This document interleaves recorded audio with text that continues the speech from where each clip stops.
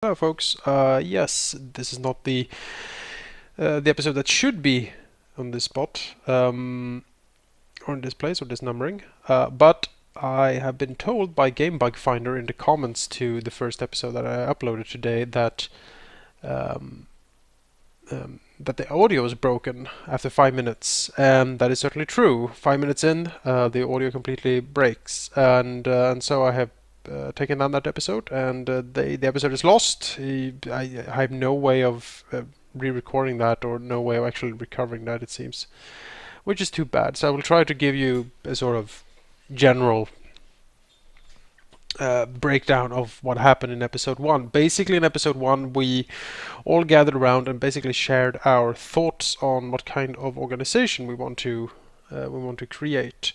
And Zacharias chooses to create an organization he calls the Void Senate, which is an organization focused on, or it's going to be focused on, kind of making contacts, doing research, a lot of magical and arcane studies, acquiring forbidden lore, and plumbing the depths of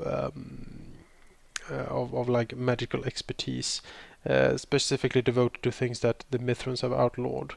It's very much set up like a college, like a mage college. There are different sort of heads of the different sort of specializations within the college. It starts out very small, but the thought is that this will sort of branch out and almost have a like you will have a headmaster of enchantment, for instance, or a headmaster of necromancy, stuff like that. With Zacharias, of course, as the sort of Dumbledore of this organization, although he will more be the the evil wizard than anything else. I guess the sort of evil mastermind behind this. All of this to fuel his grand vision and reach his divine destiny, or not so divine destiny, because he's not a very devout person really.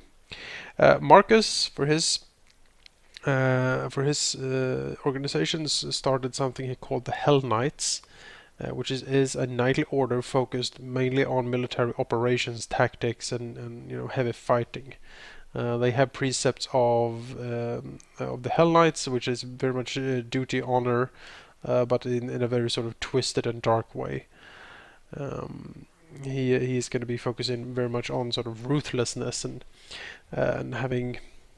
um, having his people sort of shake down others for money, criminal enterprises, assassinations, military strong arm operations, stuff like that. Yes, very knightly, very military focused order, and based on sort of Hell Knight precepts. That makes Marcus a lictor now, because he's a leader of a Hell Knight order. Chiron, for his part, choose to create something he calls the Dragon's Claw, which is a weird amalgamation of like barbarians, brutes, and cat purses.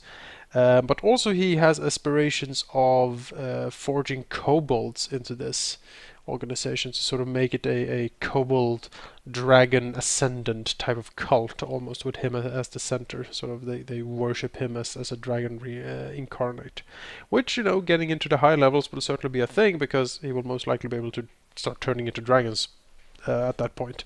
So that's going to be pretty awesome. Also very much focused on brute strength, assassinations, infiltrations, uh, and stuff like that, scouting.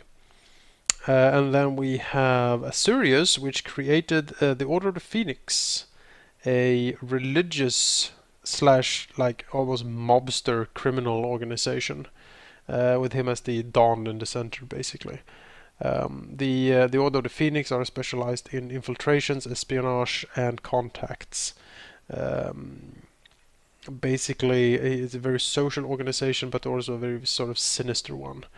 And he focuses very much on loyalty as a key thing for his organization, and all with this sort of phoenix, a twisted phoenix motif, like fire burning, and death and horror to everyone who stands in his way, basically. So he's going to be very much a sort of a face man organization for us. And lastly but not least, we have Cash, who created the Shadow Web, a organization devoted solely to infiltration espionage missions. If we want to plant evidence on someone, she's the one we're gonna. Her organization is the one we're gonna use. Um, and she very much is focused on like rogues and that type of people to sort of sneak around and try to infiltrate and stuff. Um, Yes, that is about it. Sorry for this. There's a lot more sort of talking going on in episode one, but basically we set down some ground rules for our organizations, like what they can and cannot do, and it's different for everyone. I will not repeat all of that here. You will see that in play, honestly, when we get into it. So that shouldn't be much of a problem. Um, what else? Anything else? Yeah, we like make big lists of things we want to shop. We explore the Horn a bit more. We have a huge shopping list that we're gonna give to the Baron, and probably I don't know. We're spending a lot of money up front here, but you know it's probably gonna be worth it. Hopefully, as these as the Horn seems to be full of surprises and secrets indeed. So yes, enjoy the following episodes of this session. Hopefully there will be no more sort of sound bug crash things. And if there are, I'll have to try to handle that somehow. But yeah, for now, see ya.